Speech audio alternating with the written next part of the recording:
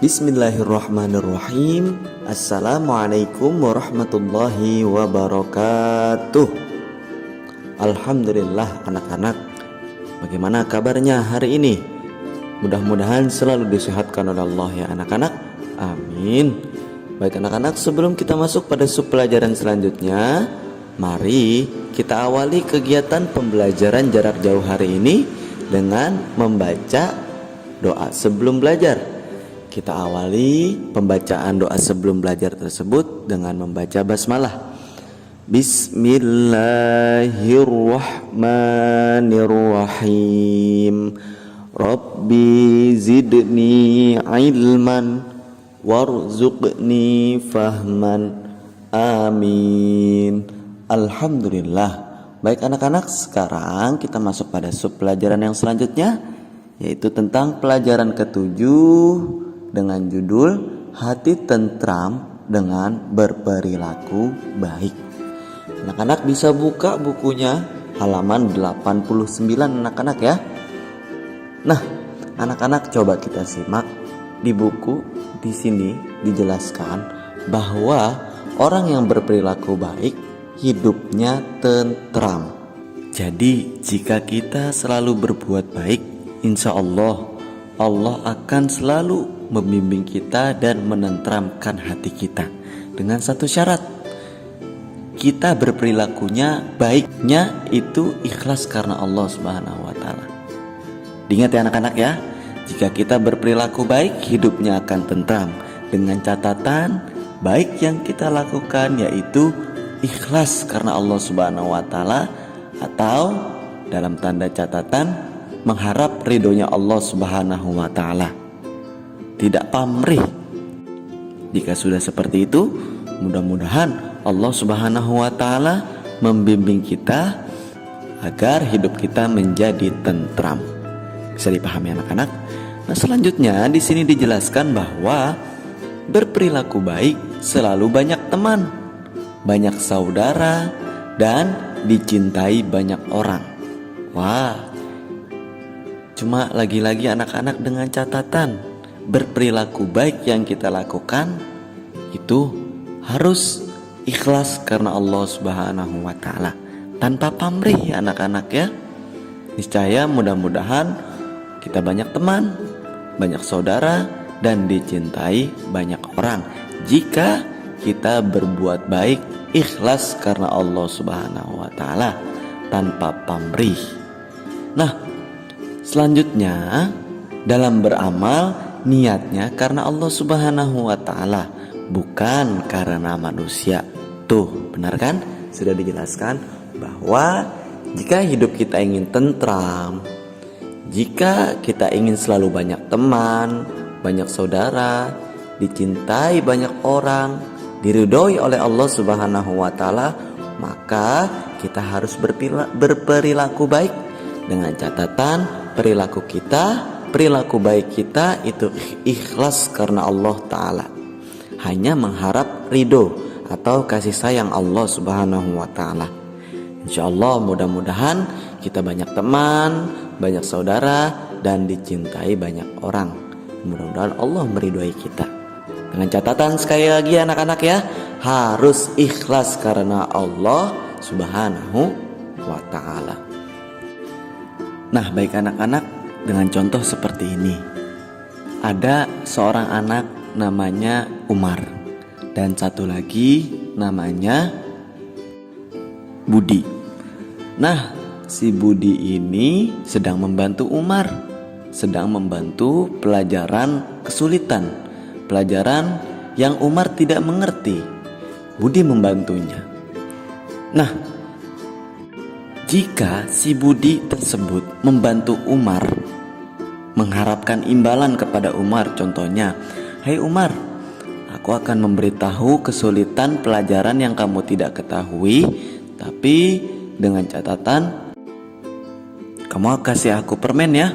Atau misalnya, "Kamu jajanin aku ciki," atau "Kamu nanti traktir aku ya." Nah, kira-kira sikap Umar seperti apa anak-anak? Nah, betul sekali. Umar nanti berpikiran, ini orang membantuku tidak ikhlas, aku tidak akan menolongnya kalau dia tidak mengerti, atau kalau dia atau si Budi sedang kesulitan dalam suatu hal, aku tidak akan membantunya sebab si Budi membantuku tidak ikhlas, mengharap imbalan. Contohnya seperti itu anak-anak. Dibandingkan dengan misalnya si Budi membantu Umar ya dalam satu kesulitan masalah. Si Umar misalnya tidak mengerti dalam pelajaran matematika.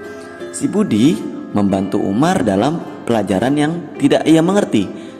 Si Budi membantu Umar pelajaran yang Umar tidak mengerti.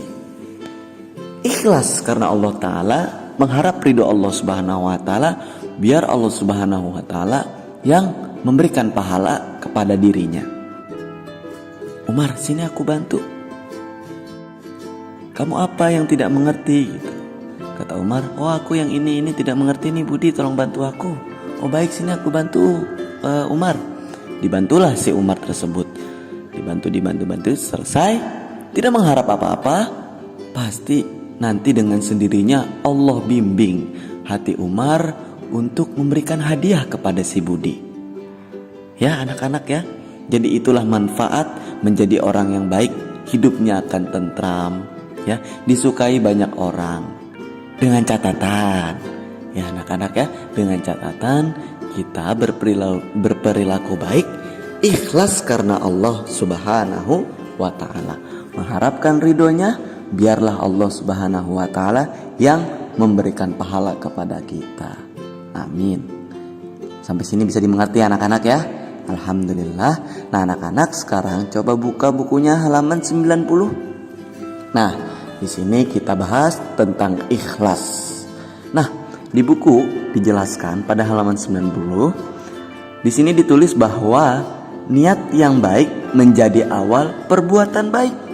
Niat yang ikhlas akan mengantarkan perbuatan yang ikhlas pula. Allah Subhanahu Wa Ta'ala tidak memandang kepada rupa dan harta kita. Allah Subhanahu Wa Ta'ala melihat hati dan amal kita. Nah, hal ini sesuai dengan riwayat sabda Nabi Muhammad SAW yang berbunyi, innamal a'malu binniyat. Hanya saja suatu pekerjaan itu diawali dengan niat. Dilihat nih, Allah melihatnya niat seorang itu anak-anak. Allah melihatnya, menilai makhluknya, menilai kita itu dengan niatnya, dari niat kita sendiri.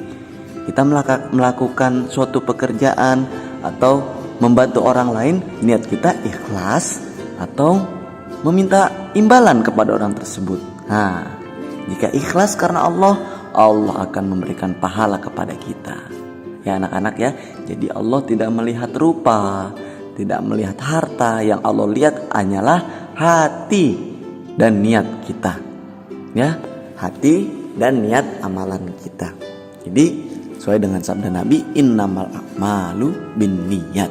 Hanya saja suatu pekerjaan itu diawali dengan niat. Nah disitulah Allah Subhanahu Wa Ta'ala menilai kita, niat kita baik atau buruk. Jika buruk Allah tidak suka, jika baik insya Allah mudah-mudahan. Nah tadi itu manfaatnya banyak ya anak-anak ya. Kita banyak teman ya, banyak saudara, disukai banyak orang. Allah Subhanahu Wa Ta'ala pun akan sayang kepada kita. Mudah-mudahan kita dimasukkan ke surganya Allah Subhanahu Wa Ta'ala. Amin. Karena kita ikhlas dalam membantu orang, melaksanakan suatu pekerjaan dan lain sebagainya. Harus diingat ya anak-anak ya.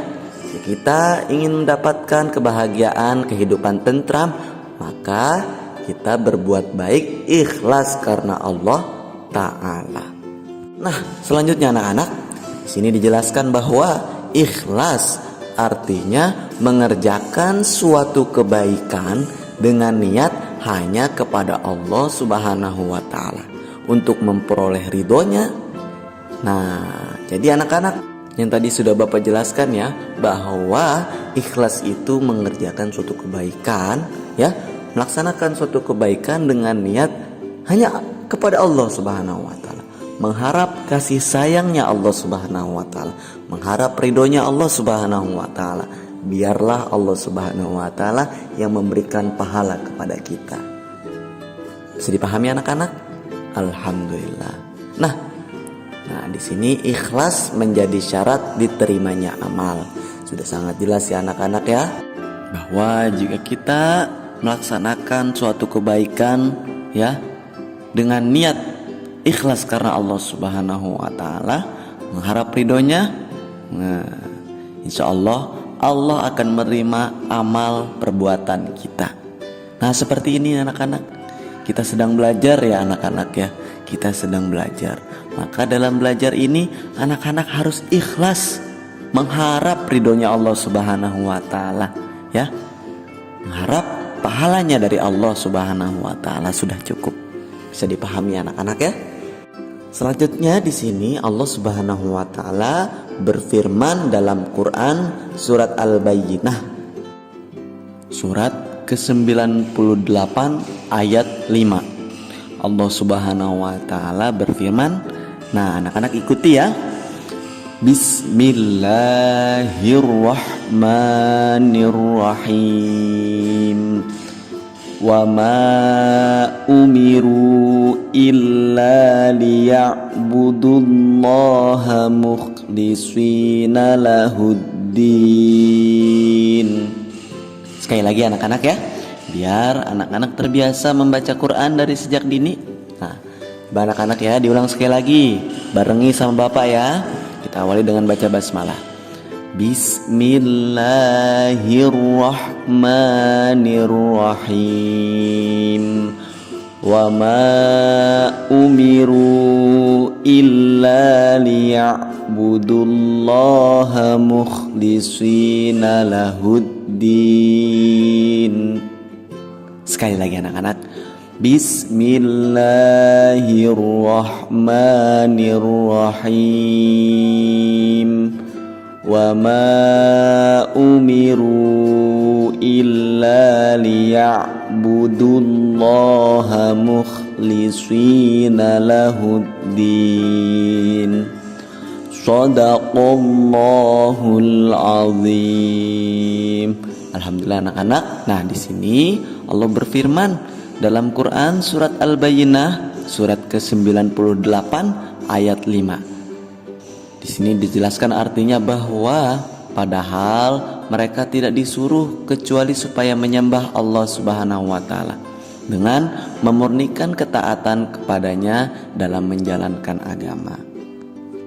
Jadi arti bebasnya bahwa tidaklah mereka diperintah untuk menyembah Allah Subhanahu wa taala ikhlas ya anak-anak ya. Jadi mereka kaum musyrik, orang yang menyekutukan Allah, mereka hanya diperintah untuk menyembah Allah Subhanahu wa taala dengan ikhlas ya, dengan ikhlas menaatinya semata-mata karena menjalankan agama. Jadi anak-anak, kita ibadah ya, melaksanakan sholat, membaca Quran, belajar, mengaji dan lain-lain, itu kita harus niat ikhlas karena Allah Subhanahu wa taala, tanpa pamrih, tidak ingin dilihat oleh orang lain ya anak-anak ya. Cukup biar Allah Subhanahu wa taala yang memberikan pahala kepada kita, dan kita berharap mudah-mudahan Allah meridhoi atau menyayangi kita. Bisa dipahami anak-anak ya. Alhamdulillah. Nah, baik anak-anak, sekarang kita masuk pada sub pelajaran selanjutnya. Anak-anak bisa langsung buka bukunya halaman 96 ya, tentang memohon pertolongan. Sudah dibuka anak-anak bukunya halaman 96 ya. Tentang memohon pertolongan Allah Subhanahu wa taala, di sini dijelaskan, di buku dijelaskan bahwa Allah Subhanahu wa taala sebagai satu-satunya tujuan dalam beribadah, hanya kepada Allah Subhanahu wa taala kita memohon pertolongan. Jadi kita memohon pertolongan hanya kepada Allah. Jadi kita dilarang ya memohon pertolongan kepada selain Allah Subhanahu wa taala. Jadi Allah Subhanahu wa taala ini sesuai dengan firman Allah Subhanahu wa taala pada Quran surat Al-Fatihah ayat 5 dengan bunyi Bismillahirrahmanirrahim. Iyyaka na'budu wa iyyaka nasta'in. Sebagaimana artinya, hanya kepada Engkaulah kami menyembah dan hanya kepada Engkaulah kami memohon pertolongan. Jadi anak-anak ya, kita menyembah hanya kepada Allah Subhanahu wa taala. Jadi kita tidak diperbolehkan menyembah selain Allah Subhanahu wa taala. Dan hanya kepada Allah Subhanahu wa taala kita memohon pertolongan. Jadi kita jangan memohon kepada siapa-siapa ya anak-anak ya. Dalam keadaan kesulitan ya anak-anak ya, kita berdoa kepada Allah Subhanahu wa taala. Ya Allah, tolonglah hamba-Mu ini. Mudah-mudahan Allah Subhanahu wa taala dan pasti akan menolong kita dengan berbagai macam cara Allah Subhanahu wa taala untuk menolong kita. Bagaimanapun itu caranya, itu terserah Allah Subhanahu wa taala. Karena hak Allah Subhanahu wa taala, bagaimana cara menolong Allah Subhanahu wa taala itu hak Allah Subhanahu wa taala. Kita hanya diperintahkan untuk menyembah dan memohon hanya kepada Allah Subhanahu wa taala. Nah, selanjutnya memohon pertolongan kepada Allah Subhanahu wa taala dengan cara berdoa kepada Allah Subhanahu wa taala. Nah, jadi cara memohon kepada Allah Subhanahu wa taala yaitu kita harus berdoa kepada Allah Subhanahu wa taala. Dimanapun anak-anak berada, selalu berdoa mengingat Allah Subhanahu wa taala. Ya Allah, tolonglah hamba. Baik itu dalam kesulitan, baik itu dalam kesenangan, kita harus berzikir mengingat Allah Subhanahu wa taala dan memohon, begitu juga meminta pertolongan hanya kepada Allah Subhanahu wa taala. Berdoa selanjutnya, berdoa dilakukan setiap hari, baik di waktu sempit maupun lapang, di waktu sehat maupun sakit, dan di waktu senang maupun susah. Ya anak-anak ya, jangan ketika kita sulit kita baru meminta kepada Allah Subhanahu wa taala. Kita lagi sulit baru dah, ya Allah, misalnya nih kita lagi dikasih sulit Allah Subhanahu wa taala, kita lagi diuji nih oleh Allah Subhanahu wa taala dengan diberikannya sakit oleh Allah Subhanahu wa taala. Atau kita memohon kepada Allah Subhanahu wa taala, ya Allah, sehatkanlah hamba. Bagus itu, seperti itu ya anak-anak ya, bagus. Tapi ketika kita sehat juga pun kita harus memohon kepada Allah Subhanahu wa taala, mengingat Allah Subhanahu wa taala dengan cara bersyukur kepada Allah Subhanahu wa taala. Cara bersyukur cukup ucapkan alhamdulillah ya. Bisa dipahami anak-anak? Baik itu dalam keadaan sehat, dalam keadaan sakit, kita harus memohon dan menyembah kepada Allah Subhanahu wa taala.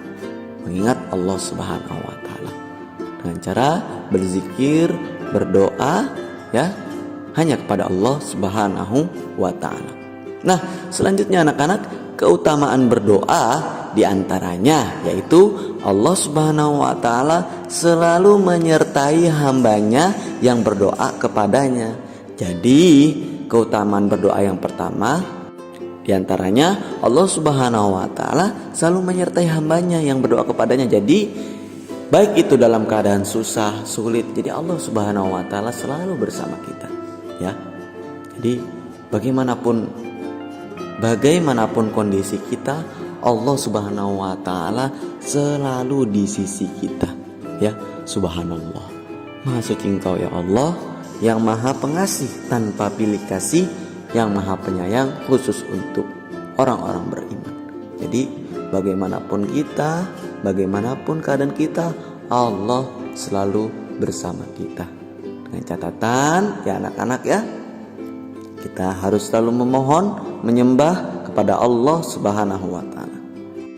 Nah, alhamdulillah anak-anak, pembelajaran jarak jauh hari ini telah sama-sama kita lewati.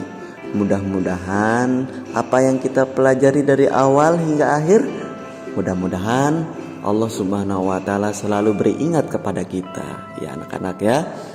Jangan lupa diulang-ulang anak-anak ya, pelajaran yang telah lalu dan pelajaran hari ini. Nah, mudah-mudahan apa yang kita pelajari bermanfaat bagi nusa, bangsa, agama, khususnya bagi diri kita sendiri ya anak-anak ya.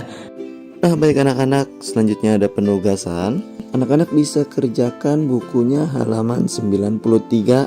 Selanjutnya anak-anak juga bisa kerjakan bukunya pada kegiatan Ayo Berlatih 1 halaman 94. Nah setelah itu anak-anak bisa kumpulkan ya, seperti biasa melalui Google Form. Terima kasih anak-anak, sampai jumpa pada pertemuan selanjutnya. Assalamualaikum warahmatullahi wabarakatuh.